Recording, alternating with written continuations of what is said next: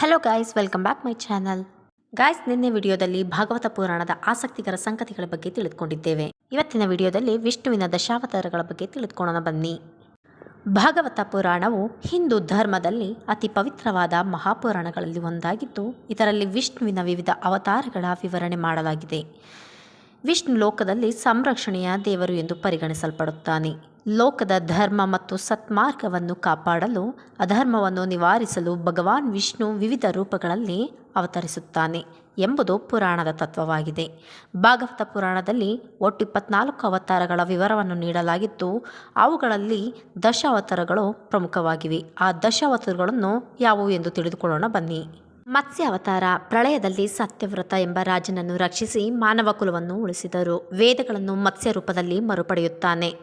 ಕೂರ್ಮ ಅವತಾರ ದೇವತೆಗಳು ಮತ್ತು ರಾಕ್ಷಸರ ಮಂತ್ರಮಂಥನ ಮಾಡುವಾಗ ಪರ್ವತವನ್ನು ಸ್ಥಿರವಾಗಿರಿಸಲು ಕೂರ್ಮ ರೂಪವನ್ನು ಧರಿಸುತ್ತಾನೆ. ವರಾಹ ಅವತಾರ ಭೂಮಿಯನ್ನು ರಕ್ಷಿಸಲು ಹಂದಿಯ ರೂಪದಲ್ಲಿ ಅವತಾರ ಪಡೆದು ಹಿರಣ್ಯಾಕ್ಷ ಎಂಬ ರಾಕ್ಷಸನನ್ನು ಸಂಹರಿಸುತ್ತಾನೆ.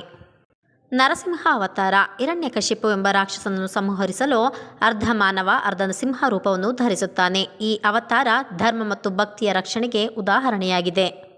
ವಾಮನ ಅವತಾರ ಮಹಾಬಲಿ ಚಕ್ರವರ್ತಿಯ ಅಹಂಕಾರವನ್ನು ನಿವಾರಿಸಲು ಕಟ್ಟಕಡೆಯದಾಗಿ ವಾಮನ ರೂಪದಲ್ಲಿ ಹುಟ್ಟಿ 3 ಹೆಜ್ಜೆಗಳಲ್ಲಿ ಪ್ರಪಂಚವನ್ನು ಆವರಿಸುತ್ತಾನೆ.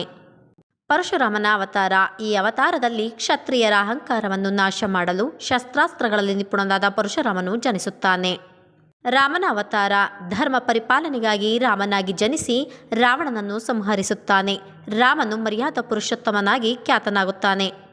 ಕೃಷ್ಣನ ಅವತಾರ ಅಧರ್ಮವನ್ನು ನಿವಾರಿಸಿ ಧರ್ಮ ಸ್ಥಾಪನೆಗಾಗಿ ಕೃಷ್ಣನು ಜನಿಸಿ ಕಂಸನನ್ನು ವಧಿಸುತ್ತಾನೆ. ಗೀತೋಪದೇಶದ ಮೂಲಕ ತತ್ವಜ್ಞಾನವನ್ನು ಬೋಧಿಸುತ್ತಾನೆ. ಬುದ್ಧನ ಅವತಾರ ಅಹಿಂಸೆಯನ್ನು ಸಾರುವ ಬೋಧನೆ ನೀಡುತ್ತಾನೆ ಹಾಗೂ ದಯೆ ಮತ್ತು ಮೌಲ್ಯಗಳನ್ನು ಸಾರುತ್ತಾನೆ.